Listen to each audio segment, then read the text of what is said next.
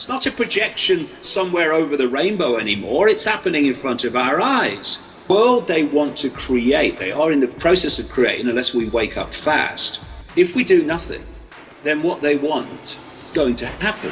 What I've been writing about, Spyro, for decades is the development of what I have been calling over the years the technological sub-reality. This is an electromagnetic bubble around the Earth to which we will be connected. See, I mean, we're going to get deep in the esoteric here, but we are consciousness, and we open our minds, we can access infinite levels of awareness. That's why some people can see things and some people can't, because they're stuck in the five senses. And the idea is to isolate, always has been, to isolate human perception in five sense reality. Now, they've done this through various means, psychological, perceptual manipulation means, but the idea is to create this as they are. This is what the 5G satellites and all the poles of 5G down the road are all about. Create this cloud. Ray Kurzweil, a Google executive, talks about this cloud, to which he says the human brain will be connected via AI to the cloud. We talk about the Internet of Things, where all these cars and fridges and everything's connected to the Internet. Well, they want to connect the human brain to this Internet as well. That's what they call the Internet of Everything. And so, and this is in Kurzweil's own words, around 2030, and how often does that come up that year in many and various guises? Humans will be connected to AI, their brain to AI. And in his own words, as AI does more and more on human thinking will become less and less until, in his words, virtually negligible. And the human mind will now be the AI mind. We've ceased to be humans as we perceive them. We have then become basically computer terminals on an AI internet. And who controls AI controls human thinking in everybody. That's the idea. And what this means is that if you create what they're now calling the smart grid, is what I've been calling for decades, the technological sub-reality, connected to everything and the human brain, that grid can then be controlled from a central point. And the world they want to create, they are in the process of creating, unless we wake up fast. The way it plays out is fascism, communism, yeah.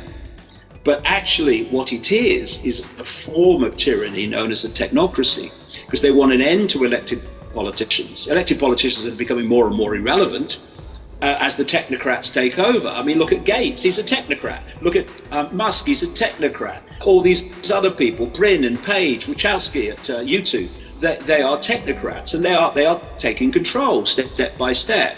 And so the idea is that these technocrats replace elected politicians, which is what Gates is doing in terms of the global health situation. I mean, look at it, it's happening.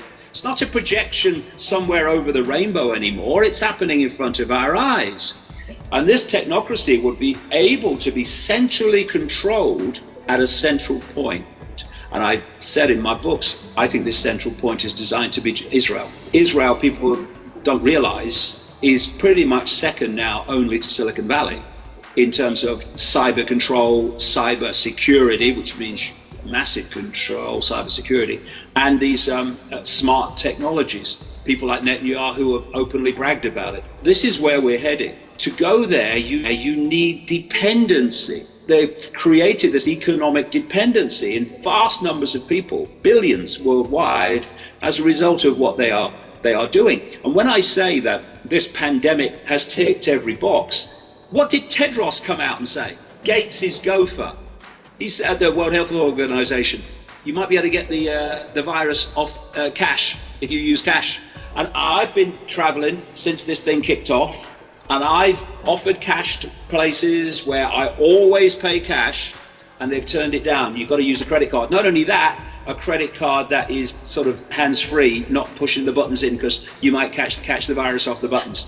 And we've got the company that runs the ATMs, the cash dispensers, saying that by the end of the summer, as a result of the virus pandemic, cash will be virtually over as a way of paying for things. Everything ticks in the box, and how some people in the alternative media have been scammed into buying the narrative is just extraordinary. even Gates, even Musk, even all these other people, Wachowski at YouTube, Brin and Page at Google, etc., Zuckerberg and Sandberg at Facebook, they're still gophers. They're still front men and women. Humanity has been developed to become intellectually clever enough to operate this technology and to build it, but not in expansive consciousness wise enough to see that that's what it's doing.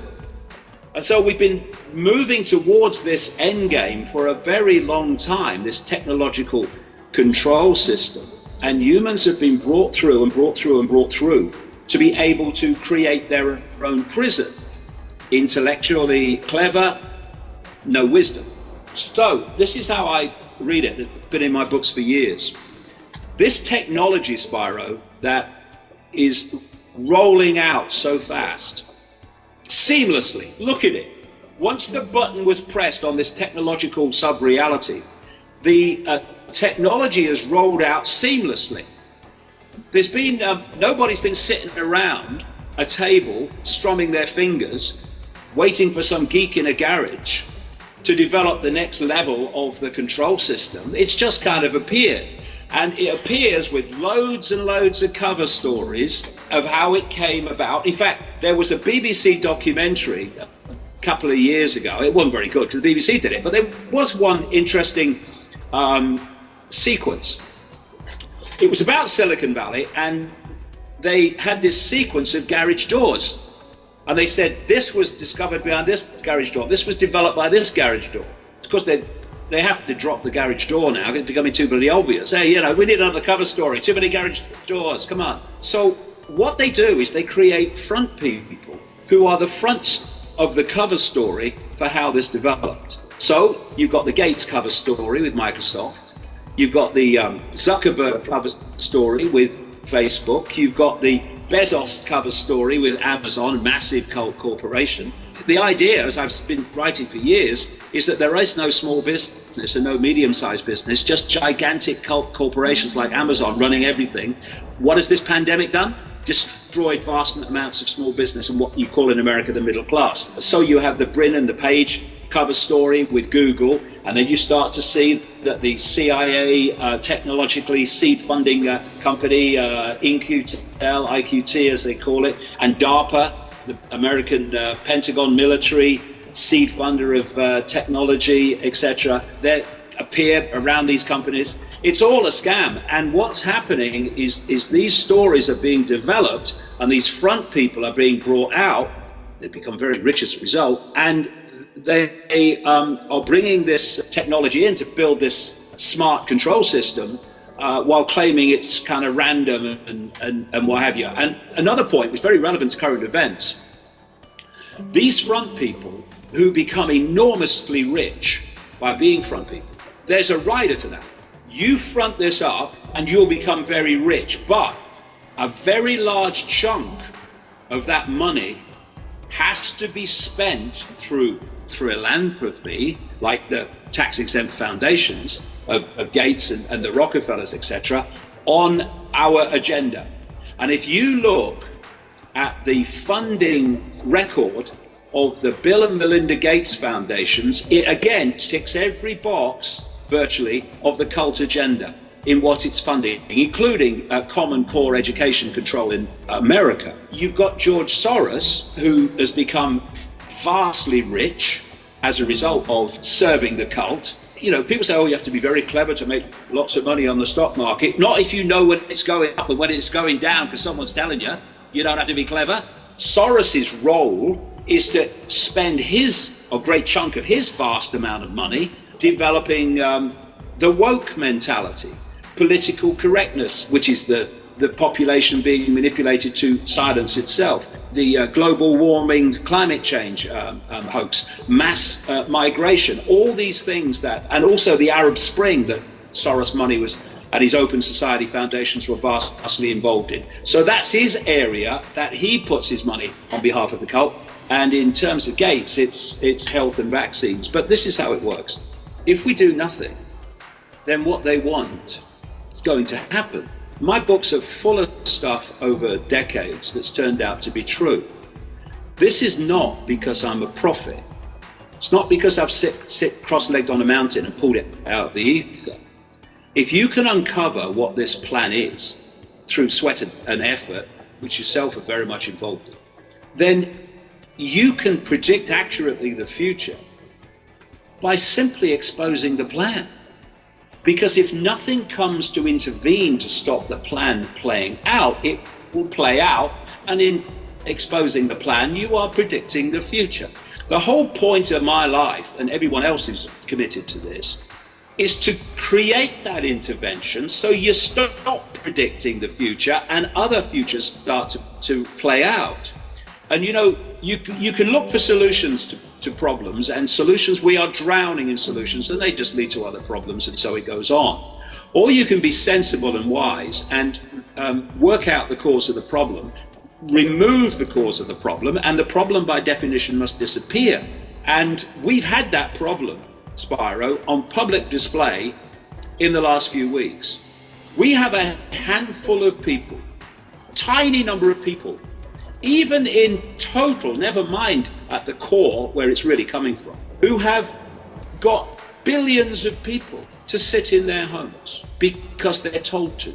That acquiescence to authority without personal thought and perception of does this make sense has allowed a few people to put billions under house arrest. And you know, one of the things I've noticed, I've traveled the world a lot, one of the things I've noticed, we say that, you know, there's this culture and that culture and the other culture, but when push comes to shove in various key areas, people react just the same. You know, we've got Americans under house arrest, Christians under house arrest, Jews under house arrest massively in Israel. We've got Hindus under house arrest in India.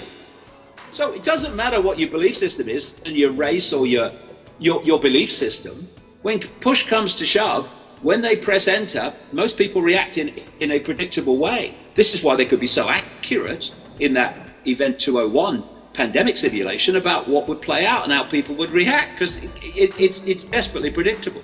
If we are going to stop this, then we have to remove the cause of the problem, which is acquiescence to authority. Doing what we're told without even questioning the validity of it. There's closing in on 8 billion people in the world. The number of people who are controlling events is tiny, infinitesimal at its core compared with that. If we stop cooperating and we start to get streetwise about what's actually going on, and that if you can see a politician, you're looking at a puppet. Some may be willing puppets, some may be clueless, don't know I am a puppet. But they're still puppets. It's in the shadows, it's in the technocrats where it's really going on.